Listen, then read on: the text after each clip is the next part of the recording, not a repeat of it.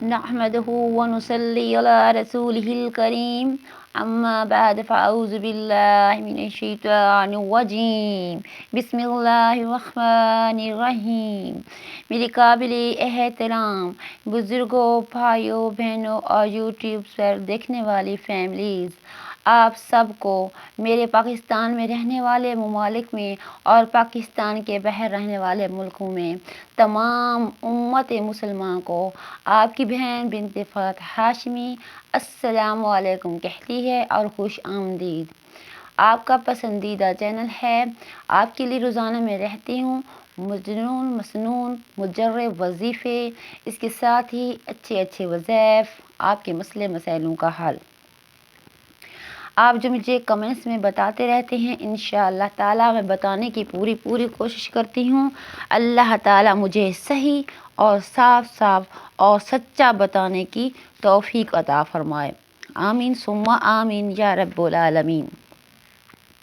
سب سے پہلے جو روزانہ میں آپ سے گزارش کرتی ہوں کہ اگر آپ کو ویڈیو پسند آ جائے تو ویڈیو کو لائک کیجیے گا، چینل کو سبسکرائب کیجیے گا، آگے شیئر کیجیے گا اور بیل کے بٹن کو دبا دیجیے گا تاکہ نئی آنے والی ویڈیو آپ تک بآسانی پہنچتی رہے۔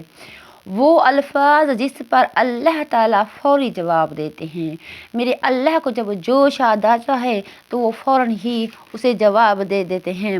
مالک الملک کی شان قہری کو اس پر جوش آتا ہی تھا کہ حضرت جبرائیل علیہ السلام آ کر سلام کیا، عرض کیا اللہ تعالیٰ نے آپ کی قوم کو وہ گفتگو جو آپ سے ہوئی سنی اور ان کے جوابات سنے۔ ایک فرشتے کو جس کے متعلق پہاڑوں کی خدمت ہے آپ کے پاس بھیجا ہے، آپ جو چاہیں اس کو حکم دیں۔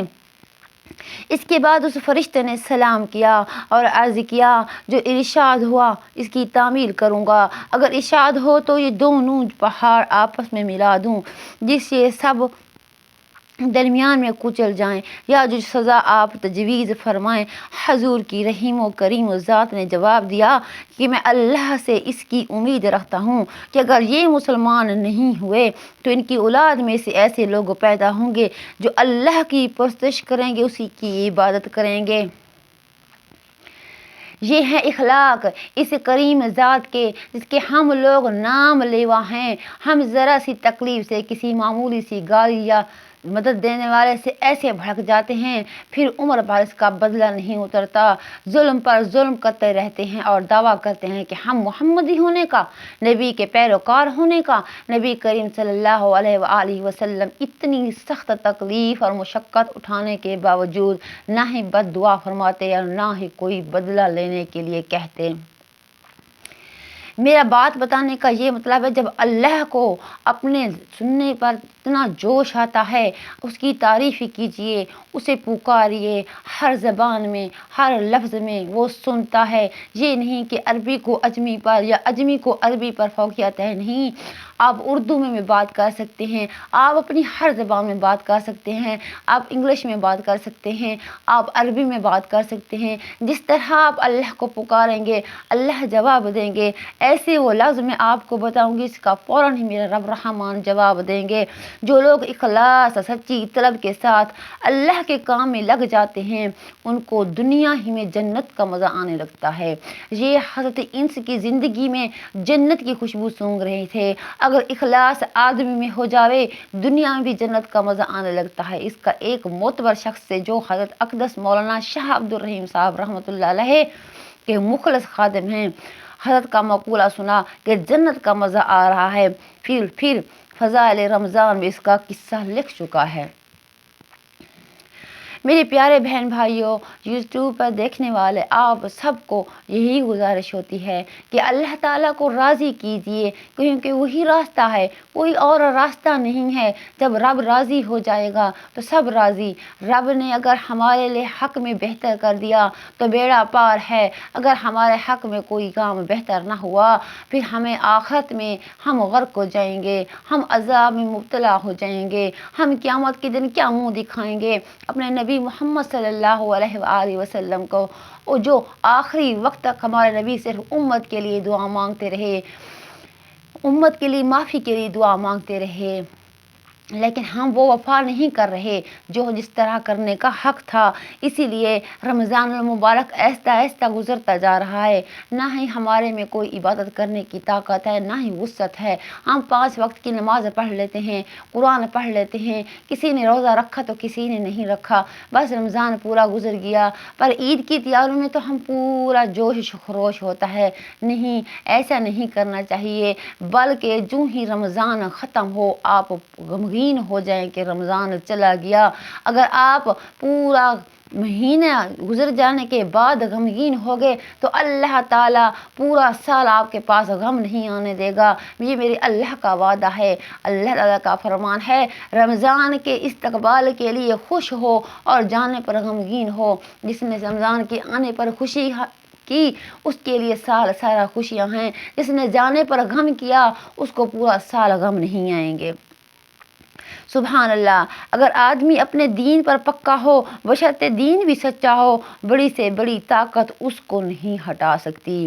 مسلمان کی مدد کا تو اللہ کا وعدہ ہے، بشرطے کہ وہ مسلمان ہو، پکا اور سچا مسلمان ہو، ایسا نام لیوا مسلمان نہ ہو۔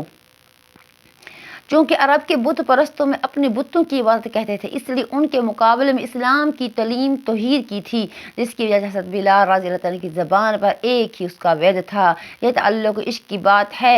ہم جھوٹی محبتوں میں دیکھتے ہیں کہ جس سے محبت ہو جاتی ہے اس کا نام لینے میں لطف آتا ہے، بے فائدہ اس کو کوڑا جاتا تھا۔ اللہ تعالیٰ کی محبت کا کیا کہنا جو دین اور دنیا میں دونوں جگہ کام آنے والی ہے۔ یہی وجہ ہے کہ حضرت بلال حبشی کو ہر طرح سے ستایا جاتا تھا، سخت سے سخت تکلیفیں پہنچائی جاتی تھیں، مکہ کے لڑکوں کے حوالے کر دیا جاتا، وہ ان کو گلی کوچوں میں چکر دیتے پھرتے، یہ تھے ایک ہی ہے کہ رٹ لگاتے، آہد کہتے، اسی کا یہ صلہ ملا کہ نبی کریم صلی اللہ علیہ وسلم کی دربار میں مؤذن بنے اور سفر حضر میں ہمیشہ اذان کی خدمت ان کے سپرد ہوئی۔ سبحان اللہ، سبحان اللہ، یہ صلہ ملا کہ حضور کی دربار میں مؤذن بنے۔ حضور کی وصال کے بعد مدینہ منورہ رہنا اور حضور کی جگہ کو خالی دیکھنا مشکل ہو گیا، اسی لیے وہ ارادے سے اپنی زندگی کے جتنے حصے تھے وہ وہاں سے چلے گئے۔ اس کا پورا ایک واقعہ ہے حضرت بلال حبشی کا جو بعد میں آپ کو بتاؤں گی۔ اس کی اسلام اور مصائب جو بھی پریشانی ہے وہ میں اس کا بعد میں آپ کے لیے تذکرہ کروں گی۔ ابھی تو ہم جو بات اور موضوع لے کر آئے ہیں وہ کچھ اس طرح سے ہے، وہ لفظ جس پر اللہ تعالیٰ فوری جواب دیتے ہیں، آپ جو ہی دعا کے لیے ہاتھ کھڑا کریں۔ اللہ تعالیٰ کا اسم اعظم ہے، اسم اعظم ہے، آپ نے پہلے اللہ تعالیٰ کی حمد ثنا کرنی ہے۔ اے اللہ پاک تیرا شکر ہے جتنی تیری نعمتیں عطا کیں ہمارے لیے، اتنی نعمتیں عطا کیں، تیری ہر نعمت پر شکر کہتے دعائیں مانگتے جائیں، اللہ کی تعریف کرتے جائیں، پھر اس کو کہیں اے اللہ پاک تو ذوالجلال والاکرام ہے، تو ذوالجلال والاکرام ہے، تو ذوالجلال والاکرام ہے۔ اللہ کو اپنے نام کا واسطہ دو کیونکہ یہ اسم اعظم ہے۔ اللہ کو یوں کہو اے ذوالجلال والاکرام، اے ذوالجلال والاکرام، اے ذوالجلال والاکرام، تو ہماری ہر دعا کو قبول و منظور فرما اور ہماری ہر خطا پر تو نالا نہ ہو، ہمارے ظاہر و باطن گناہ معاف فرما، جو ہم نے ظاہر کیے، جو باطن کیے، جو چھپ کر کیے، جو تیرے سامنے سب کھلم کھلا کتاب کی طرح ظاہر ہیں، ہمارے سب گناہوں کو معاف فرما اور ہمارے لیے دین و دنیا کے لیے آسانیاں پیدا کر دے، دین اور دنیا کے لیے آسانیاں پیدا کر دے۔ دنیا کیا ہے؟ انسان 60 65 70 75 کی لگ بھگ انسان کی زندگی ختم ہو جاتی ہے، لیکن مرنے کے بعد زندگی شروع ہوتی ہے، نہ ختم ہونے والی زندگی، قیامت تک کا انتظار ہے ہمارے لیے۔ ہماری جنت کو، ہماری قبر کو جنت کا باغیچہ بنا دے، جنت کی خوشبو آئے تاکہ ان کو لوگوں کو عبرت ملے، تاکہ لوگ آگے اپنے آپ کو سدھاریں۔ کسی کی قبر سے جب خوشبو آتی ہے تو اپنے آپ کو سدھارنے کی کوشش کرتے کہ یہ فلاں بندہ نیک تھا، اس کے لیے اس کی جنت سے خوشبو آ رہی ہے۔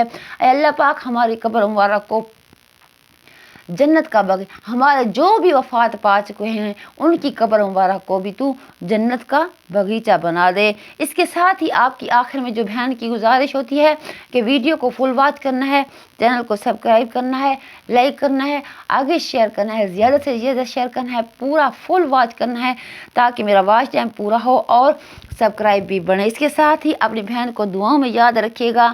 اللہ حافظ۔ پاکستان زندہ باد، پاک